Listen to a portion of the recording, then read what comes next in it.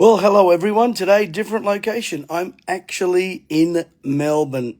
Yes, the most locked down city in the world under dictator. I can't walk on two steps, Dan. Before I get into what I want to talk about today, I'm not sure whether I'm the only one that has any reservations about dictator Dan's story. What I find amazing, this guy who suffered so many terrible injuries, and I'm imagining would have affected his thinking or his memory, but he can remember in every single detail. And by the way, painstakingly goes out to show you the house and the two steps.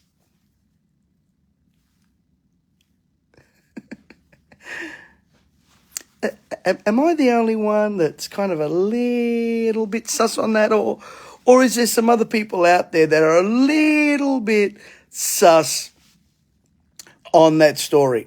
And by the way, why bring it out? Why bring it up now? Why talk about it now?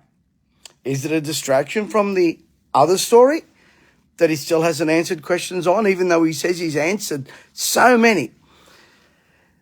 Dan. I find it amazing how in intrinsic detail he could describe his slip and his airborne and where he landed and how he landed and all that kind of stuff, but can't tell you who signed for the union friends of his to do the quarantine down here in Victoria, who signed the check.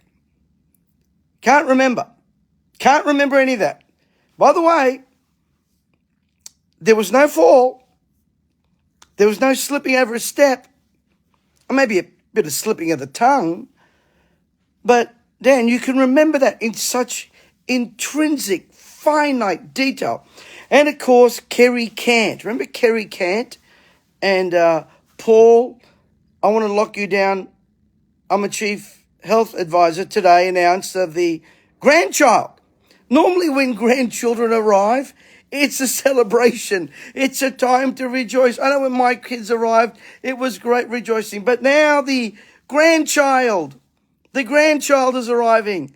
The grandchild in time for Christmas. The grandchild where they're dangling in front of you again. We're going to lock you all up, and it ain't going to happen, folks.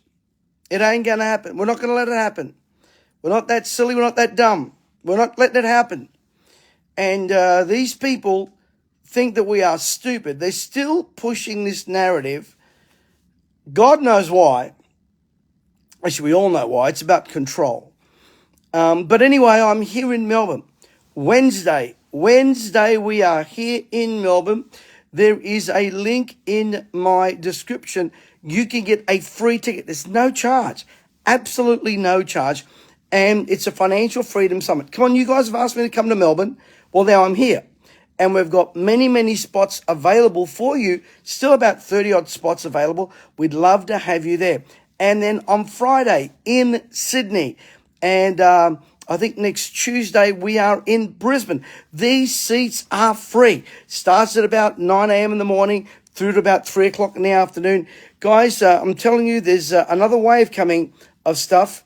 And it's pretty scary. So get your tickets. Find out how you can be financially secure. I look forward to seeing you there.